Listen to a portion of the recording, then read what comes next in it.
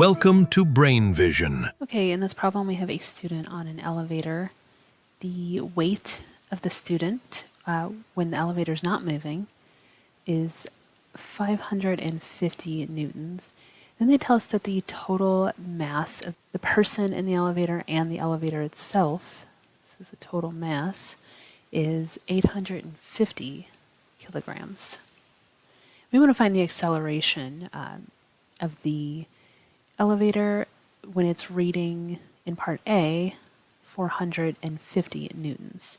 So this is the normal force on the scale. So we're going to say normal force equals 450 newtons.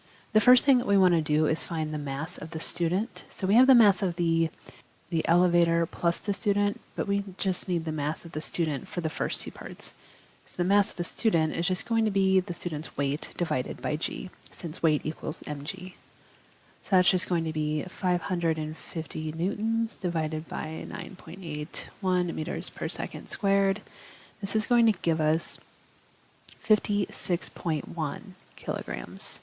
So we want to just find the acceleration in part A.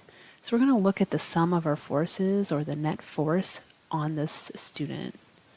So that's going to be equal to the mass times the acceleration.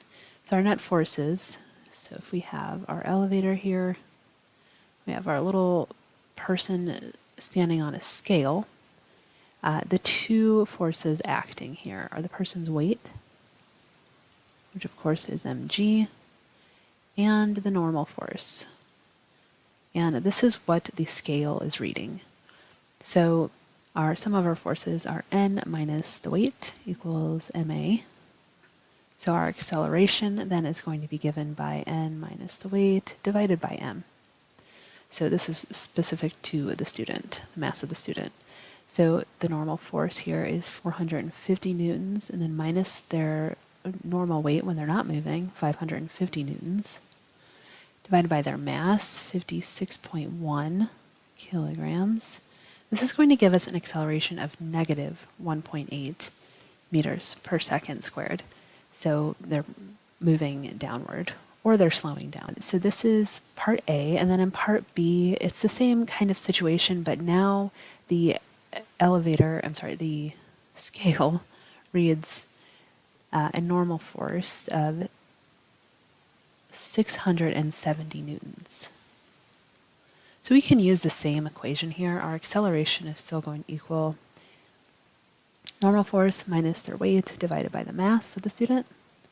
So that's now 670 newtons minus 550 newtons divided by 56.1 kilograms. And now we have an acceleration of positive 2.1 meters per second squared. So here's our two different accelerations. Then in part C, they say, why is the student in trouble if the scale now reads 0 newtons? So that means our normal force equals 0 newtons. So in this situation, if we look back up at this equation, if the normal force is equal to 0, then we have a situation where the weight is equal to the mass times acceleration. That means mg equals ma, and our acceleration is now g. So that's the same as when you're just in free fall.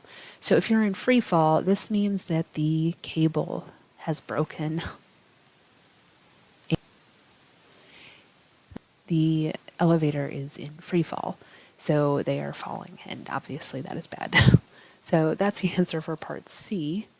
And then in part D, we now want to look at the elevator as a whole and figure out what the tension is in the cable. So now we're looking at the elevator as a whole, and we want to see the forces acting on the entire elevator, not just the student. So we now have the weight of the elevator. So that's the total weight. And the tension is what is holding the elevator up, or pulling it up. So these are our two forces now. acting on the elevator. So that means the tension minus the weight, total weight, is equal to the mass times the acceleration. And we just want to solve for the tension, so we're going to add the weight to the other side. This is going to give us ma. This is the total mass here, so m total plus the weight, which is mg, so m total times g. So this means our tension is going to be basically the total mass times the acceleration of the elevator plus g.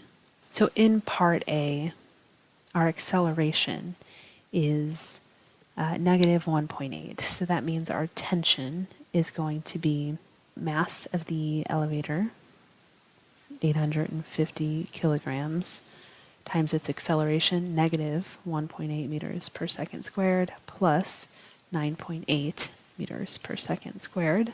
And this is equal to 6,800 newtons.